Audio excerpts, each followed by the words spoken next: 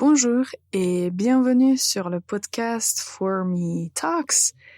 Dites-moi, quand est-ce que vous avez commencé à apprendre le français?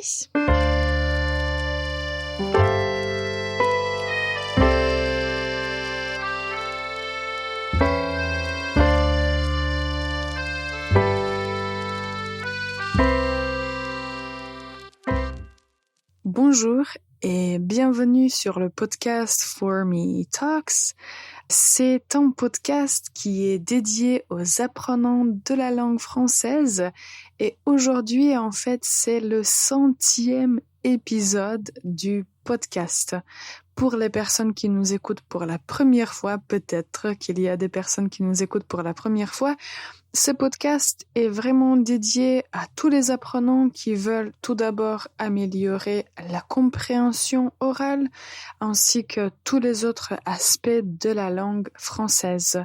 Moi, je m'appelle Ivana, je suis prof de français et je suis là pour vous aider à vous améliorer en français. Alors, vous l'avez déjà entendu et j'en suis très fière. C'est notre 100e épisode, donc l'épisode numéro 100. Et pour moi, c'est quelque chose de très important parce que ça fait en fait 2 ans qu'on fait ce podcast.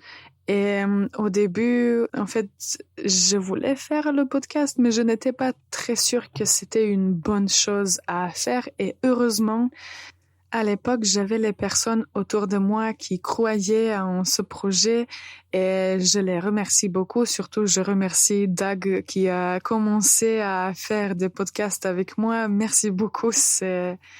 Maintenant, je vois que c'était une excellente idée et que beaucoup de personnes peuvent vraiment apprendre le français en nous écoutant.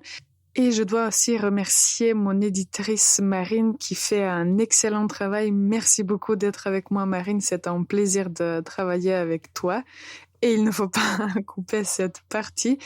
Il y a beaucoup d'autres personnes autour de moi, comme ma famille et tout, mais vraiment les personnes qui sont autour de moi m'ont beaucoup aidé à continuer ce projet. Donc, l'idée générale du podcast For Me Talks, c'est de vraiment trouver les personnes qui ont besoin d'aide concernant la langue française et juste de les aider à apprendre le français en écoutant un podcast. Moi, personnellement, je crois que si vous avez de la motivation, vous pouvez apprendre n'importe quelle langue. Bien sûr, peut-être qu'il faut avoir un peu de talent, mais je crois que si vous êtes motivé, si vous aimez apprendre des langues, rien n'est impossible. Alors aujourd'hui, comme d'habitude, on va commencer par la faute de la semaine. Alors, écoutez bien la phrase. J'aime toutes les langues, et spécialement le français. J'aime toutes les langues, et spécialement le français. Alors, quelle est la faute? La faute, c'est en fait un mot qui n'existe pas en français, et c'est le mot « et spécialement ». J'ai remarqué qu'il y a beaucoup de personnes qui utilisent ce mot, peut-être parce que ce mot existe en anglais et je crois en espagnol aussi, peut-être dans d'autres langues aussi. Mais ce mot, on ne peut pas juste le traduire en français ou le dire à la française. Donc en français, on va plutôt dire surtout, surtout. Donc la phrase correcte va être « J'aime toutes les langues, surtout le français. » Surtout le français. Ok, alors l'idée pour cet épisode, comme il s'agit, vous le savez, vous l'avez entendu déjà, c'est notre 100e épisode. Donc l'idée, c'était de vous parler de moi-même et de vous dire comment j'ai commencé à apprendre le français. Honnêtement, quand j'ai commencé à apprendre le français, maintenant je peux le dire, il y a 20 ans, je n'avais pas cette idée en tête de devenir prof de français. J'avais d'autres projets à cette époque, mais certaines choses se sont passées et me voilà maintenant prof de français. Alors aujourd'hui, je vais vous raconter une partie de mon parcours, mes débuts concernant la langue française, et j'espère que cette histoire vous encouragera à continuer à apprendre le français et à le parler le mieux possible. Avant de commencer mon histoire, nous allons faire une toute petite pause et je vous raconte tout. On revient dans un instant. Le podcast est sponsorisé par For Me Languages, une école de langue en ligne. Pour prendre des cours privés, consultez formelanguages.com. Bonjour et bienvenue encore une fois pour ce 100e épisode du podcast For Me Talks. Alors aujourd'hui, je vous parle un peu de moi. Alors comment j'ai commencé à apprendre le français? Je dois dire que j'ai de la chance en fait d'avoir les parents que j'ai, parce que j'ai l'impression qu'ils m'ont soutenue même quand j'étais jeune, quand j'étais petite, et que peut-être je ne savais pas exactement ce que je voulais, mais ils étaient là pour soutenir mes décisions et je suis très reconnaissante parce que je pense que à cette époque, j'avais vraiment besoin de soutien, surtout quand j'avais des doutes s'il faut continuer ou pas. Je dois tout d'abord dire que le français n'est pas ma langue maternelle. Ma langue maternelle est la langue serbe. J'habite en Serbie, donc la langue qu'on parle ici, c'est le serbe. De l'autre côté, j'ai l'impression qu'on encourage l'apprentissage des langues étrangères ici dès le plus jeune âge. Je remarque maintenant, parce que je suis dans ce domaine et tout, que les enfants commencent à apprendre l'anglais déjà à l'âge de 3-4 ans, ce qui est peut-être bien, peut-être pas, je ne saurais pas le dire. Donc ici, dans mon pays, on apprend des langues étrangères, surtout l'anglais, mais il y a beaucoup d'autres langues qu'on peut apprendre si on le veut.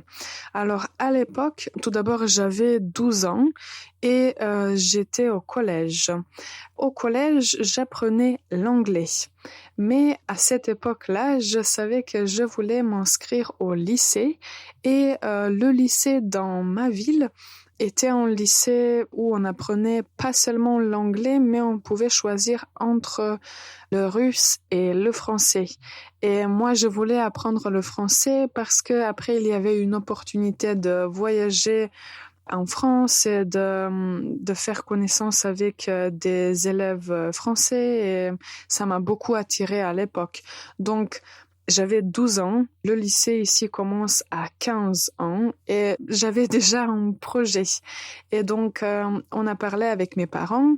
Et dans ma ville, il y avait une école privée qui donnait des cours de français et avec mes parents, on est allé dans cette école privée et ils ont décidé de m'inscrire pour suivre les cours de français. Donc, je peux dire que à l'âge de 12 ans, c'était mon premier contact officiel avec le français. Avant ça, je me souviens d'une série française qui passait à la télé, qui s'appelle, je crois, Sous le soleil ou quelque chose comme ça, Sous le soleil de Saint-Tropez ou quelque chose comme ça. Donc, j'ai déjà entendu un peu le français, mais disons que officiellement, c'était à l'âge de 12 ans que j'ai commencé à l'apprendre. Et donc, j'allais au collège. Après le collège, 2 fois par semaine, j'avais des cours, je crois, à l'époque, c'était d'1h30 ou peut-être de 2 heures. Et on apprenait le français. Il y avait une méthode de langue, on parlait et il y avait 2 autres filles qui allaient avec moi dans cette école privée et on apprenait toutes les 3 le français.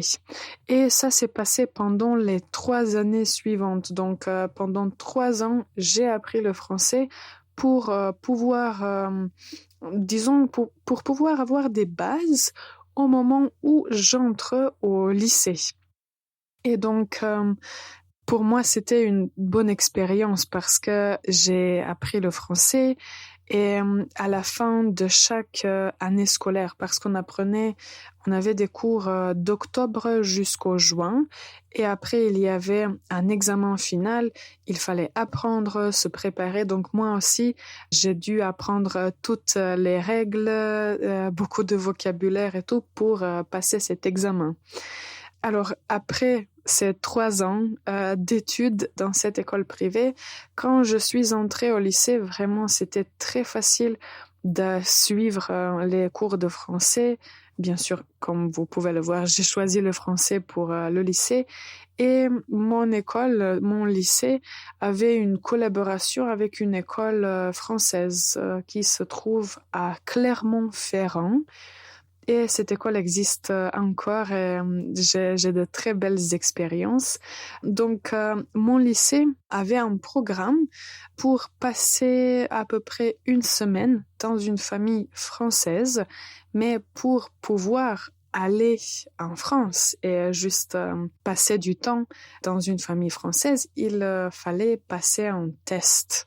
Et donc, au moment où je me suis préparée pour ce test et tout, le français était à l'examen. Il y avait aussi un examen de culture générale, mais mon objectif principal était de faire l'examen de français le mieux possible pour pouvoir avoir le plus de points et réussir à cet examen et réussir à aller en France.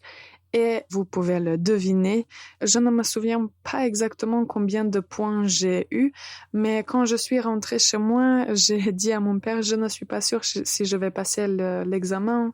Je n'avais pas beaucoup de confiance en moi, mais je crois que mes parents croyaient en moi à l'époque, même aujourd'hui, c'est le rôle des parents, disons. Et j'ai passé cet examen. Et la prochaine étape était le voyage en France.